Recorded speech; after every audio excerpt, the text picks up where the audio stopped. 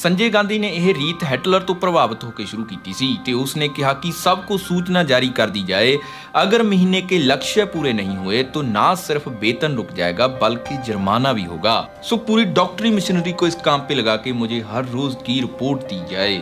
मतलब उस समय डॉक्टरां नूं नसबंदी करन दे टारगेट दिते गए।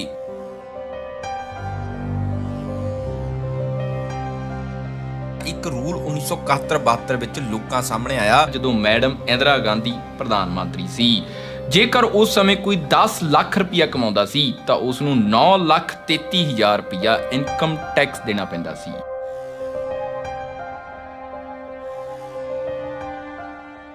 ਹਾਂਜੀ ਸਤਿ ਸ੍ਰੀ ਅਕਾਲ ਜੀ ਸਾਰਿਆਂ ਨੂੰ। ਸੋ ਪੰਜਾਬ ਮੇਡ ਵਿੱਚ ਤੁਹਾਡਾ ਬਹੁਤ-ਬਹੁਤ ਸਵਾਗਤ ਕਰਦੇ ਹਾਂ ਤੇ ਅੱਜ ਗੱਲ ਕਰਾਂਗੇ ਇਤਿਹਾਸ ਵਿੱਚ ਜਿਵੇਂ ਕਿ ਬਹੁਤ ਮਾੜੀਆਂ ਘਟਨਾਵਾਂ ਹੋ ਜਾਂਦੀਆਂ ਨੇ ਤੇ ਉਹ ਲੋਕਾਂ ਉੱਤੇ ਬਹੁਤ ਮਾੜਾ ਪ੍ਰਭਾਵ ਵੀ ਛੱਡ ਕੇ ਜਾਂਦੀਆਂ ਨੇ। ਸੋ ਇਸੇ ਤਰ੍ਹਾਂ ਤੁਹਾਨੂੰ ਹਿਟਲਰ ਬਾਰੇ ਪਤਾ ਹੋਵੇਗਾ ਕਿ ਉਸਨੇ ਕਿੰਨਾ ਮਾੜਾ ਸਲੂਕ ਕੀਤਾ ਸੀ ਆਪਣੇ ਦੌਰ ਵਿੱਚ, ਪਰ ਅੱਜ ਤੁਹਾਨੂੰ ਦੱਸਾਂਗੇ ਇੰਡੀਆ ਦੇ ਹਿਟਲਰ ਬਾਰੇ ਕਿ ਅਜਿਹਾ ਕੀ ਹੋ ਗਿਆ ਸੀ ਜੋ ਇੰਡੀਆ ਦੇ ਵਿੱਚ ਹਿਟਲਰ ਦੇ ਦੌਰ ਨਾਲੋਂ ਵੀ ਮਾੜਾ ਹੋਇਆ। ਸੋ ਅਜਿਹੀ ਹੀ ਇੱਕ ਘਟਨਾ 1975 ਵਿੱਚ ਹੋਈ ਸੀ ਜਿਸ ਨੇ ਇੰਡੀਆ ਦੇ ਲੋਕਤੰਤਰ ਨੂੰ ਤਾਨਾਸ਼ਾਹੀ ਵਿੱਚ ਬਦਲ ਦਿੱਤਾ ਸੀ ਸਿਰਫ ਇੱਕ ਰਾਤ ਵਿੱਚ, ਜਿਸ ਨੂੰ ਅੱਜ ਦੇ ਸਮੇਂ ਦਾ ਕਾਲਾ ਦੌਰ ਕਹਿ ਕੇ ਸੰਬੋਧਨ ਕੀਤਾ ਜਾਂਦਾ ਹੈ। ਤੇ ਇਹ ਕਾਲਾ ਦੌਰ ਦੇਸ਼ ਦੀ ਪ੍ਰਧਾਨ ਮੰਤਰੀ ਇੰਦਰਾ ਗਾਂਧੀ ਨੇ ਆਪਣੇ ਫਾਇਦੇ ਲਈ ਲਿਆਂਦਾ ਸੀ। ਹਾਂਜੀ, ਅਸੀਂ ਗੱਲ ਕਰ ਰਹੇ ਹਾਂ ਦੇਸ਼ ਵਿੱਚ ਲੱਗੀ ਐਮਰਜੈਂਸੀ ਦੀ, ਜਿਸ ਨੇ ਰਾਤੋਂ रात सारा इंडिया खड़ा दिता सी।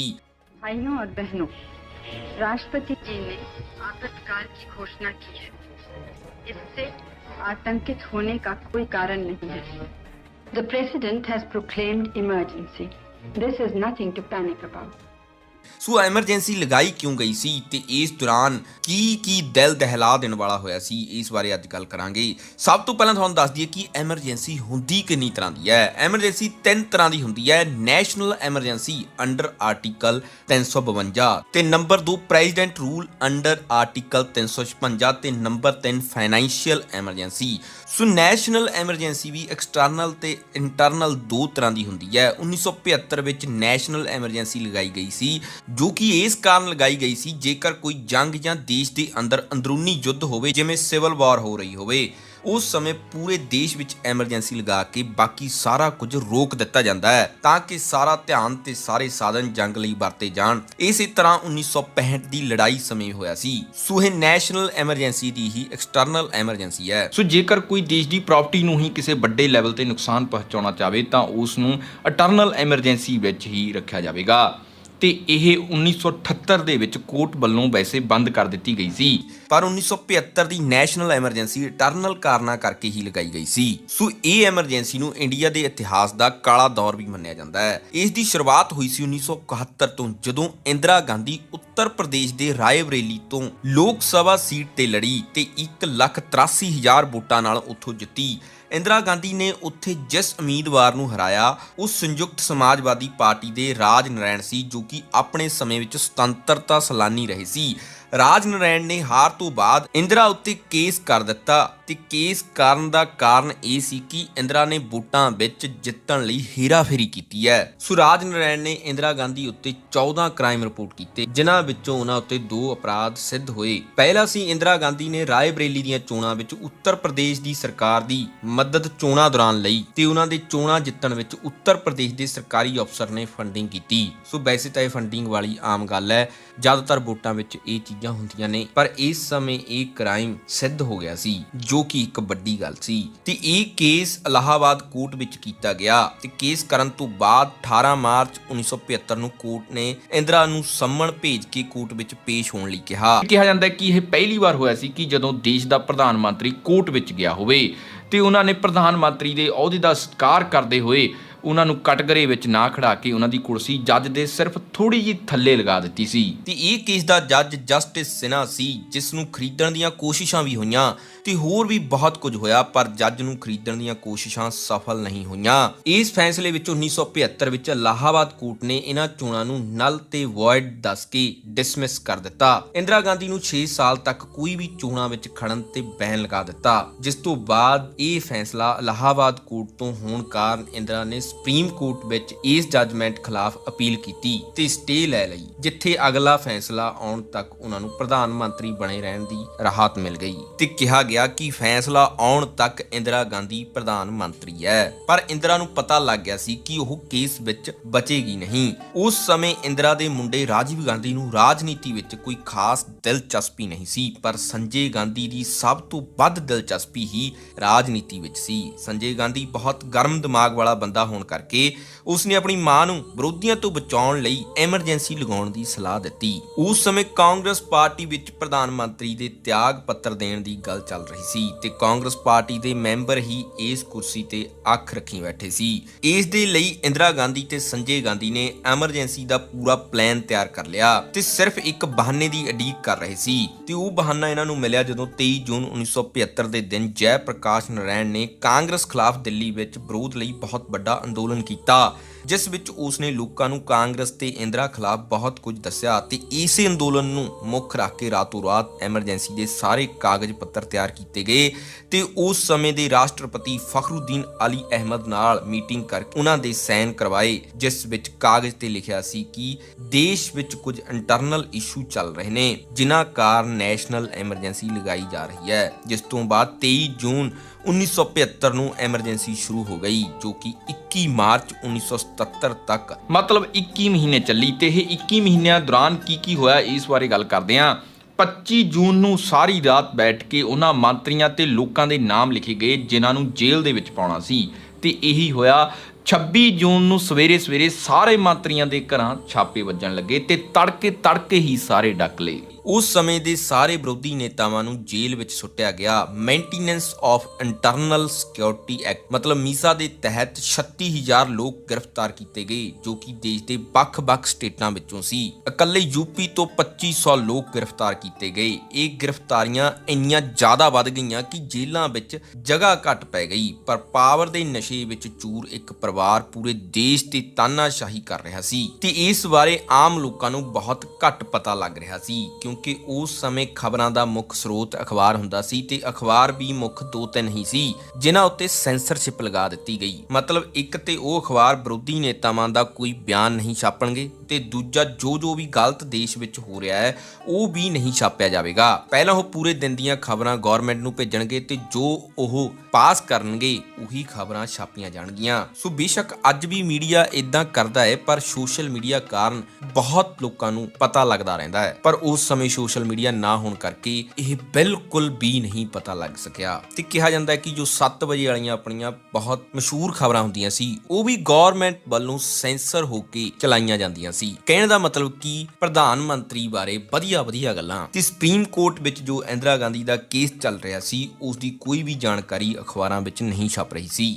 ਉਸ ਸਮੇਂ ਚੋਣਾਂ ਵੀ 1975 ਵਿੱਚ ਹੋਣ ਦੀ ਜਗ੍ਹਾ ਪੋਸਟਪੋਨ ਹੋ ਗਈਆਂ ਤੇ ਅੱਗੇ ਚੱਲ ਕੇ 1977 ਵਿੱਚ ਹੋਈਆਂ ਤੇ ਐਮਰਜੈਂਸੀ ਦਾ ਸਭ ਤੋਂ ਕਾਲਾ ਕਾਰਨਾਮਾ ਜੋ ਹੋਇਆ ਸੀ ਉਹ ਸਾਰੇ ਇੰਡੀਆ ਵਿੱਚ ਨਸਬੰਦੀ ਡਿਕਲੇਅਰ ਕਰਨਾ ਸੀ। ਐਮਰਜੈਂਸੀ ਵਿੱਚ ਮਿਲੀ ਅੰਨੀ ਪਾਵਰ ਤੇ ਸੰਜੇ ਗਾਂਧੀ ਦੀਆਂ ਰਾਜਨੀਤੀ ਵਿੱਚ ਆਉਣ ਦੀਆਂ ਇੱਛਾ ਕਾਰਨ ਨਸਬੰਦੀ ਸ਼ੁਰੂ ਹੋ ਗਈ। ਸੰਜੇ ਗਾਂਧੀ ਨੇ ਇਹ ਰੀਤ ਹਿਟਲਰ ਤੋਂ ਪ੍ਰਭਾਵਿਤ ਹੋ ਕੇ ਸ਼ੁਰੂ ਕੀਤੀ ਸੀ ਤੇ ਉਸਨੇ ਕਿਹਾ ਕਿ ਸਭ को सूचना जारी कर दी जाए, अगर महीने के लक्ष्य पूरे नहीं हुए तो ना सिर्फ वेतन रुक जाएगा बल्कि जुर्माना भी होगा। सो पूरी डॉक्टरी मशीनरी को इस काम पे लगा के मुझे हर रोज की रिपोर्ट दी जाए।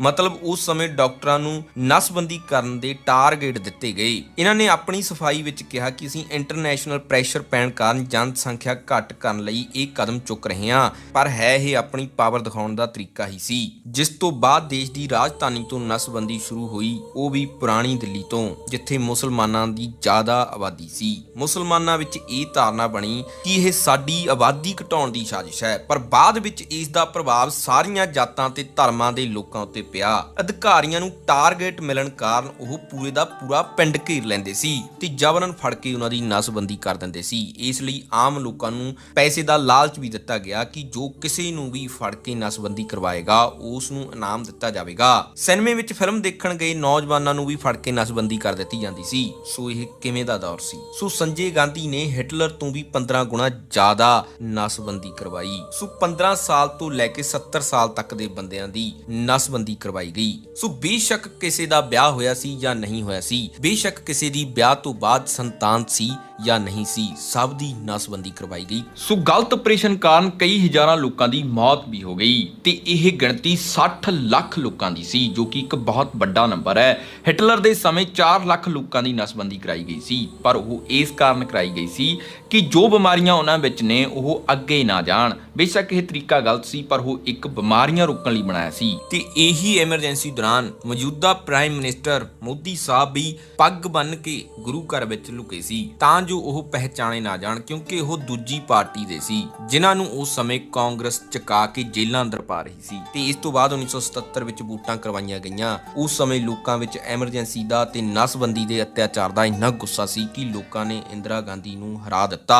ਆਜ਼ਾਦੀ ਤੋਂ ਬਾਅਦ ਪਹਿਲੀ ਵਾਰ ਦੇਸ਼ ਵਿੱਚ ਨੌਨ ਕਾਂਗਰਸ ਬਣੀ ਤੇ ਇਹ ਸਰਕਾਰ ਜਨਤਾ ਪਾਰਟੀ ਦੇ ਮੁਰਾਰਜੀ ਦੇਸਾਈ ਦੀ ਬਣੀ ਸੀ ਤੇ ਇੰਦਰਾ ਨੂੰ 1976 ਵਿੱਚ ਹੋਣ ਵਾਲੀਆਂ ਚੋਣਾਂ ਵਿੱਚ ਹਾਰਨ ਦੇ ਡਰ ਕਾਰਨ ਐਮਰਜੈਂਸੀ ਦਾ ਸਹਾਰਾ ਲੈਣਾ ਪਿਆ, ਪਰ 1977 ਦੀਆਂ ਚੋਣਾਂ ਵਿੱਚ ਉਹ ਹਾਰ ਗਈ। 1977 ਤੋਂ ਬਾਅਦ ਮੁਰਾਰਜੀ ਦੇਸਾਈ ਦੀ ਸਰਕਾਰ ਦਾ ਸਮਾਂ ਕਾਲ ਵੀ ਪੂਰਾ ਨਹੀਂ ਹੋਇਆ। ਉਹਨਾਂ ਦੀ ਸਰਕਾਰ 2 ਸਾਲ ਬਾਅਦ 1979 ਵਿੱਚ ਗਿਰ ਗਈ। ਇਸ ਦੇ ਪਿੱਛੇ ਦੇ 2 ਕਾਰਨ ਬਣੇ। ਉਹ ਸੀ ਜਨਤਾ ਪਾਰਟੀ ਦੇ ਅੰਦਰ ਦੇ ਨੇਤਾਵਾਂ ਦਾ ਵਿਦਰੋਹ। ਰਾਜ ਨਰੈਣ ਤੇ ਚਰਨ ਸਿੰਘ ਨੇ ਆਪਣਾ ਸਮਰਥਨ ਜਨਤਾ ਪਾਰਟੀ ਤੋਂ ਖਿੱਚ ਲਿਆ ਤੇ ਮੁਰਾਰਜੀ ਦੇਸਾਈ ਨੂੰ ਰਿਜ਼ਾਈਨ ਕਰਨ ਲਈ ਫੋਰਸ ਕੀਤਾ, ਜਿਸ ਤੋਂ ਬਾਅਦ ਸਰਕਾਰ ਗਿਰ ਗਈ ਤੇ ਦੁਬਾਰਾ ਚੋਣਾਂ ਹੋਈਆਂ, ਜਿਸ ਵਿੱਚ ਫਿਰ ਤੋਂ ਕਾਂਗਰਸ ਜਿੱਤ ਕੇ ਪਾਵਰ ਵਿੱਚ ਆ ਗਈ ਤੇ ਇੰਦਰਾ ਗਾਂਧੀ ਪ੍ਰਧਾਨ ਮੰਤਰੀ ਬਣ ਗਈ, ਕਿਉਂਕਿ ਉਸ ਸਮੇਂ ਮੁਕਾਬਲੇ ਵਿੱਚ ਕੋਈ ਹੋਰ ਪਾਰਟੀ ਇੰਨੀ ਪਾਵਰ ਵਿੱਚ ਨਹੀਂ ਸੀ। ਇਹ ਦੇਸ਼ ਵਿੱਚ ਤੀਜੀ ਵਾਰ ਐਮਰਜੈਂਸੀ ਸੀ। ਇਸ ਤੋਂ ਪਹਿਲਾਂ 1962 ਇੰਡੋ ਚਾਈਨਾ ਵਾਰ ਸਮੇਂ ਹੋਈ ਸੀ ਤੇ 1971 ਵਿੱਚ ਇੰਡੋ ਪਾਕਿਸਤਾਨ ਵਾਰ ਸਮੇਂ, ਤੇ ਤੀਜੀ ਵਾਰ ਇਹ ਇੰਟਰਨਲ ਇਸ਼ੂ ਕਾਰਨ 1975 ਵਾਲੀ ਐਮਰਜੈਂਸੀ ਸੀ।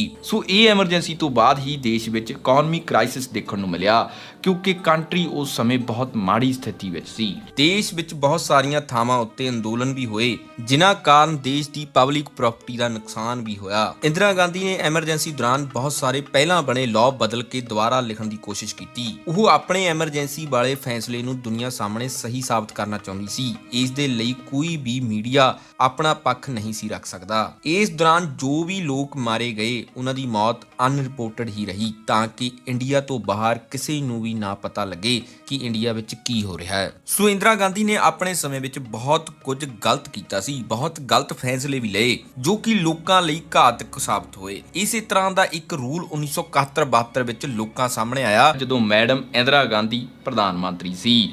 ਜੇਕਰ ਉਸ ਸਮੇਂ ਕੋਈ 10 ਲੱਖ ਰੁਪਇਆ ਕਮਾਉਂਦਾ ਸੀ ਤਾਂ ਉਸ ਨੂੰ 9,33,000 ਰੁਪਇਆ ਇਨਕਮ ਟੈਕਸ ਦੇਣਾ ਪੈਂਦਾ ਸੀ। ਮਤਲਬ ਜੇ ਤੁਸੀਂ 5,000 ਤੋਂ 10,000 ਸਾਲ ਦਾ ਕਮਾਉਂਦੇ ਹੋ ਤਾਂ 10% ਟੈਕਸ ਦੇਣਾ ਪਵੇਗਾ, ਤੇ ਜੇ 30,000 ਤੋਂ 40,000 ਕਮਾਉਂਦੇ ਹੋ ਤਾਂ 50% ਟੈਕਸ ਦੇਣਾ ਪੈਂਦਾ ਸੀ। ਪਰ 2 ਲੱਖ ਤੋਂ ਉੱਤੇ ਜੋ ਕਮਾਉਂਦਾ ਸੀ ਉਸ ਤੇ 85 ਤੋਂ 93% ਤੱਕ ਟੈਕਸ ਲਿਆ ਜਾਂਦਾ ਸੀ। ਮਤਲਬ ਸਾਰੀ ਕਮਾਈ ਹੀ ਸਰਕਾਰ ਲੈ ਜਾਂਦੀ ਸੀ। ਇੰਦਰਾ ਗਾਂਧੀ ਦਾ ਨਾਮ ਇੱਕ ਖਜ਼ਾਨੇ ਨਾਲ ਵੀ ਜੁੜਿਆ ਹੋਇਆ ਹੈ। ਰਾਜਸਥਾਨ ਦੇ ਜੈਗੜ੍ਹ ਕਿਲੇ ਵਿੱਚ ਰਾਜਾ ਮਾਨ ਸਿੰਘ ਦਾ ਖਜ਼ਾਨਾ ਲੁਕੋਇਆ ਹੋਇਆ ਸੀ। ਰਾਜਾ ਮਾਨ ਸਿੰਘ ਅਕਬਰ ਦਾ ਦੋਸਤ ਹੋਣ ਕਰਕੇ ਉਹ ਇਹ ਖਜ਼ਾਨੇ ਨੂੰ ਅਫਗਾਨਿਸਤਾਨ ਤੋਂ ਲੁੱਟ ਕੇ ਲਿਆਇਆ ਸੀ, ਜਿਸ ਨੂੰ ਉਸ ਨੇ ਜੈਗੜ੍ਹ ਕਿਲੇ ਵਿੱਚ ਰੱਖਿਆ। ਇਸ ਖਜ਼ਾਨੇ ਬਾਰੇ ਜਦੋਂ ਇੰਦਰਾ ਨੂੰ ਪਤਾ ਲੱਗਿਆ ਤਾਂ ਉਹਨਾਂ ਨੇ ਇਸ ਕਿਲੇ ਉੱਤੇ ਇਨਕਮ ਟੈਕਸ ਵਿਭਾਗ ਦਾ ਛਾਪਾ ਮਰਵਾਇਆ ਤੇ ਉੱਥੇ ਕਈ ਮਹੀਨੇ ਇਹ ਖਜ਼ਾਨਾ ਲੱਭਿਆ ਤੇ ਆਖਿਰ ਵਿੱਚ ਇਹ ਕਹਿ ਕੇ ਅਖਬਾਰ ਵਿੱਚ ਛਾਪਿਆ ਕਿ ਉੱਥੋਂ ਕੋਈ ਖਜ਼ਾਨਾ ਨਹੀਂ ਮਿਲਿਆ। ਪਰ ਲੋਕਾਂ ਦਾ ਕਹਿਣਾ ਇਹ ਹੈ ਕਿ ਇੱਥੋਂ ਕਈ ਕਿਲੋ ਸੋਨਾ ਮਿਲਿਆ ਸੀ, ਜਿਸ ਨੂੰ ਔਨ ਰਿਕਾਰਡ ਨਾ ਦਿਖਾ ਕੇ ਆਪਣੇ ਕੋਲ ਹੀ ਰੱਖ ਲਿਆ ਗਿਆ।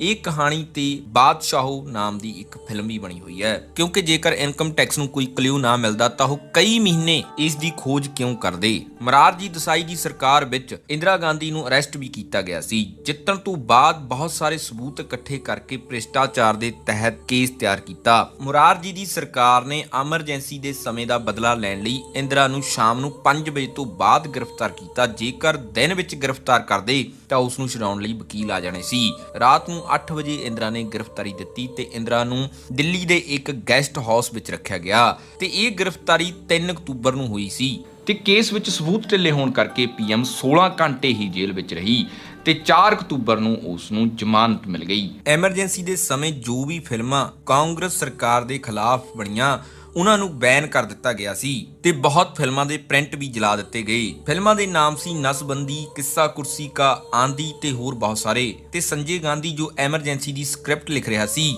ਉਸ ਨੇ ਬਾਲੀਵੁੱਡ ਦੇ ਕਈ ਸਟਾਰ ਐਕਟਰ ਤੇ ਗਾਇਕਾਂ ਨੂੰ ਬੁਲਾ ਕੇ ਪ੍ਰੋਗਰਾਮ ਕਰਾਏ ਜਿਨ੍ਹਾਂ ਵਿੱਚ ਸਰਕਾਰ ਦੀ ਐਮਰਜੈਂਸੀ ਦੀ ਤਾਰੀਫ ਕਰਨੀ ਸੀ। ਪੂਰਾ ਦੇਸ਼ ਅੱਗ ਵਿੱਚ ਜਲ ਰਿਹਾ ਸੀ ਤੇ ਦੂਜੇ ਪਾਸੇ ਇਹ ਨਾਚ ਗਾਉਣ ਹੋ ਰਿਹਾ ਸੀ। ਉਸ ਸਮੇਂ ਦੇ ਇੱਕ ਮਸ਼ਹੂਰ ਐਕਟਰ ਮਨੋਜ ਕੁਮਾਰ ਨੂੰ ਐਮਰਜੈਂਸੀ ਦੇ ਪੱਖ ਵਿੱਚ ਫਿਲਮ ਬਣਾਉਣ ਲਈ ਕਿਹਾ ਗਿਆ, ਪਰ ਉਸ ਨੇ ਮਨਾ ਕਰ ਦਿੱਤਾ, ਜਿਸ ਦਾ ਨਤੀਜਾ ਇਹ ਨਿਕਲਿਆ ਕਿ ਮਨੋਜ ਕੁਮਾਰ ਦੀ ਉਸ ਸਮੇਂ ਸ਼ੋਰ ਨਾਮ ਦੀ ਫਿਲਮ ਸਿਨੇਮੇ ਵਿੱਚ ਰਿਲੀਜ਼ ਹੋਣੀ ਸੀ, ਪਰ ਸੰਜੇ ਗਾਂਧੀ ਨੇ ਉਹ ਫਿਲਮ ਰਿਲੀਜ਼ ਤੋਂ 2 ਹਫ਼ਤੇ ਪਹਿਲਾਂ ਹੀ ਦੂਰਦਰਸ਼ਨ ਤੇ ਲੀਕ ਕਰ ਦਿੱਤੀ, ਜਿਸ ਨਾਲ ਉਹ ਫਿਲਮ ਫਲॉप ਹੋ ਗਈ ਤੇ ਮਨੋਜ ਕੁਮਾਰ ਨੂੰ ਆਰਥਿਕ ਨੁਕਸਾਨ ਵੀ ਹੋਇਆ। ਉਸ ਸਮੇਂ ਦੇ ਮਸ਼ਹੂਰ ਗਾਇਕ ਕਿਸ਼ੋਰ ਕੁਮਾਰ ਨੂੰ ਵੀ ਛਵੀ ਚਮਕਾਉਣ ਲਈ ਕਿਹਾ ਗਿਆ, ਪਰ ਕਿਸ਼ੋਰ ਦੇ ਮਨਾ ਕਰਨ ਤੇ ਉਸ ਦੇ ਗੀਤ ਰੇਡੀਓ ਉੱਤੇ ਚਲਾਉਣ ਤੇ ਬੈਨ ਲਗਾ ਦਿੱਤਾ ਤੇ ਐਮਰਜੈਂਸੀ ਦੇ 1.5 ਸਾਲ ਦੌਰਾਨ ਉਸ ਦੇ ਗੀਤ ਰੇਡੀਓ ਤੇ ਨਹੀਂ ਚਲਾਏ ਗਏ। ਇਸ ਤਰ੍ਹਾਂ ਹੀ ਬਹੁਤ ਸਾਰੇ ਐਕਟਰਾਂ ਤੇ ਗਾਇਕਾਂ ਨਾਲ ਹੋਇਆ ਸੀ। ਸੋ ਹੁਣ ਤੁਸੀਂ ਹਿਸਾਬ ਲਾ ਸਕਦੇ ਹੋ ਕਿ ਕਿੰਨਾ ਵੱਡਾ ਧੱਕਾ ਚੱਲਦਾ ਸੀ।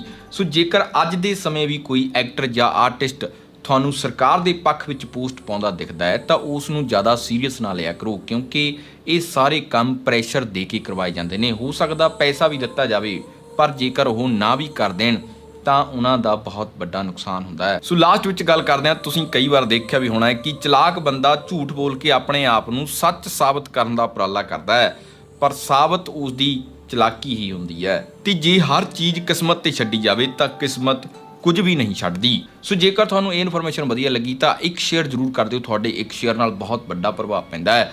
ਸੋ ਹਰ ਰੋਜ਼ ਮੋਟੀਵੇਸ਼ਨ ਦਾ ਡੋਜ਼ ਲੈਣ ਲਈ ਸਾਨੂੰ ਫੇਸਬੁੱਕ, ਇੰਸਟਾਗ੍ਰਾਮ ਤੇ ਟਵਿੱਟਰ ਉੱਤੇ ਫੋਲੋ ਕਰ ਸਕਦੇ ਹੋ, ਉੱਥੇ ਹਰ ਰੋਜ਼ ਮੋਟੀਵੇਸ਼ਨ ਦਾ ਡੋਜ਼ ਮਿਲਦਾ ਹੈ। ਸੋ ਨਵੇਂ ਦੋਸਤਾਂ ਨੂੰ ਬੇਨਤੀ ਹੈ ਕਿ ਹੋ ਸਕੇ ਤਾਂ ਚੈਨਲ ਸਬਸਕ੍ਰਾਈਬ ਕਰ ਲਿਓ ਤੇ ਨਾਲ ਦੀ ਨਾਲ ਬੈਲ ਦਾ ਬਟਨ ਜ਼ਰੂਰ ਦੱਬ ਲਿਓ ਤਾਂ ਜੋ ਸਾਡੀ ਨਵੀਂ ਵੀਡੀਓ ਤੁਹਾਡੇ ਕੋਲ ਸਭ ਤੋਂ ਪਹਿਲਾਂ ਪਹੁੰਚ ਸਕੇ। ਥੈਂਕ ਯੂ, ਧੰਨਵਾਦ।